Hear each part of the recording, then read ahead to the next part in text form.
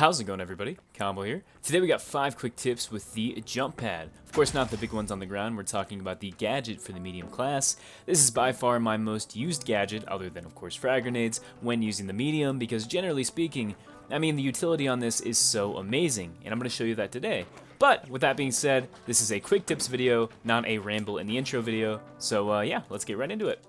Starting things out at number 1, we have the jump pad chain. Now you're definitely going to notice a trend throughout this video, that being that the majority of tips are oriented towards helping you get around the map or generally move faster, because that's kind of what the point of the jump pad is. So with the first one, it's pretty simple. You have 2 options. This is going to require another jump pad. This can be used off a teammate or like these that you find around the map. So it's pretty simple. You're going to hit this jump pad right when you hit the ground. You have to make sure that you time it correctly. You also want to be looking down when you do it. Essentially, because you move a little quicker, as you can see, I get a little speed boost when I hit that jump pad.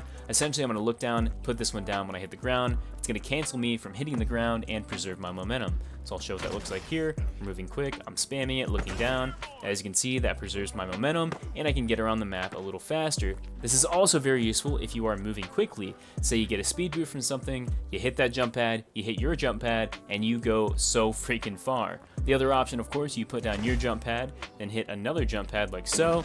As you can see, preserves a little bit of your momentum, and you can go a little further. Next up at number 2, we have the engagement jump pad. And no, this is not something you do when you want to get married to somebody. This actually helps you peek targets more effectively, catch them off guard, hopefully make them waste a few shots while you're going to have the jump. Essentially, it gives you the evasive dash for the light for the price of a jump pad. So this is pretty simple, right? I'm going to do a little practical example here. Let's say I'm fighting this target right here. If I'm peeking in and out, yeah, I can like jiggle peek and, maybe he'll shoot the wall a couple times, but generally we're about on the same playing field. However, if you did not know this, you can put the jump pad on any surface, including walls. So I put it on this wall right here, walk into it while I'm aiming down sights, it'll push me over. As you can see right here, kind of perfect, puts me in a little head glitch, and I can engage this target. So I'll show what that looks like here. If I want to engage, slide over here, it's going to push me out. He's not going to see where I'm coming because once again, no one expects a medium to fly out like that. If I slide forward, as you can see, it puts me forward a little bit. The speed at which you hit that jump pad is going to determine where it pushes you. So if I'm walking real slow, I'll go straight across. However, if I slide into it, as you can see, I get a little bit of forward momentum. That allows me to engage that target. I know this sounds niche, but there are circumstances where this is very useful, and I promise you, at a minimum, you will catch people off guard. Next up at number 3, we have the return of the nuke. And no, this is not a song by Mark Morrison. This is actually a very clever way to relive a very prominent technique that was unfortunately removed from the finals. I say unfortunately, but it was kind of a blessing. For those who don't know what nukes are, I'll jog your memory real quick. Essentially, back when the game first came out, you could take a barrel, put a bunch of C4, mines, all that, and throw it. There would be no penalty, aka it wouldn't weigh more, and it was basically a guaranteed kill. Well, the devs over at Embark decided, yeah, no, this is no good, so they took it out.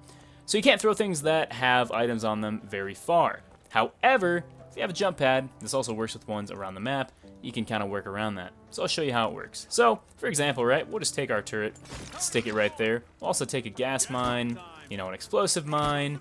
Let's throw another gas mine and an explosive mine. Like I said, normally this is gonna go nowhere if I try to throw it. However, if I have if I have a jump pad right in front of me, I can throw this extremely far. So if I pick this up, let's say we want to go for that little target right there, get a little running start and chuck it. As you can see, we get some crazy distance on that throw. That's gonna hit the ground and I guess it's gonna go through the floor. I'm gonna keep that in the video. Normally that doesn't happen. Normally what would happen is this barrel would hit the target, it would explode, it would do a bunch of damage, and just cause chaos. So please, keep that in mind. If you want to throw nukes, you can definitely do it. Just hopefully they don't go into the ground.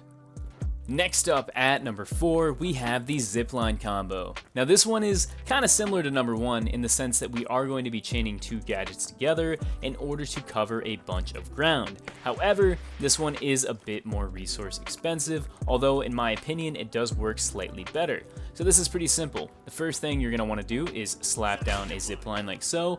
While you are on that zip line, you have to make sure that you do not reach the end of it. You want to jump off because that is going to give you a slight bit more speed. When you jump off, you are then going to want to pull out your jump pad, hit the jump pad on the ground as soon as you land. This will preserve your momentum similar to number 1 and give you a huge speed boost. Of course, this also works with zip lines you find around the map. So once again, I'll show you what that looks like. We're going to jump off here, jump pad. As you can see, that's going to preserve my momentum, and I can go pretty far. So I'll do it once again over here on this side. So we're going to take our zip line here. For some reason, there's no rope. We're going to jump off. Bam. As you can see, I preserve all that momentum. I can then bunny hop after and get away from targets. Once again, this is kind of resource expensive, but generally speaking, it is going to be more effective. And finally, at number 5, we have the doorway blocker. And yes, that is exactly what it sounds like. We are going to be using the jump pad as a means of disengagement. This is super useful, especially against lights that like to chase you into doorways with that damn evasive dash and throwing knives. And generally, in my experience, this just catches people off guard, and a lot of the time, they just leave you alone. So, I'm going to show you how to do this, a couple common mistakes and how to prevent them, and why it's useful. So the first thing, of course, you want to place it in a doorway. Things you do not want to do not place it super far out in front of you like so, because if I'm running to the doorway, I place it out in front of me. As you can see, hey, now I'm out on the roof, and if I'm low health, that's no good. Another thing, make sure you place it on a flat surface. If I do this, yes, that's still going to kind of do the same thing, but it's very obvious and people are going to shoot it. We want this to be difficult to remove. So if you want to do this correctly, make sure you place it directly underneath yourself while you are under a door frame on a flat surface. I know that sounds like a lot, but it's actually pretty simple. So if I'm running through right here, as you can see, I place it right underneath myself in that doorway. It is now much more difficult to shoot. I didn't get launched. And as you can see right here, let's say I'm the person chasing me. I just ran through there theoretically, or that's the person coming through. Normally he would get bounced, but he's a training dummy, so he is God. But if I want to run through right here, as you can see, this thing is going to push me back, and it's going to do a really good job at it. A lot of the time, people are just going to give up trying to chase you. Even if you try to slide and jump through, sometimes you'll get lucky. Most of the time, you're not getting through. So if you do this, know that you're probably not going to be able to get back where you came from.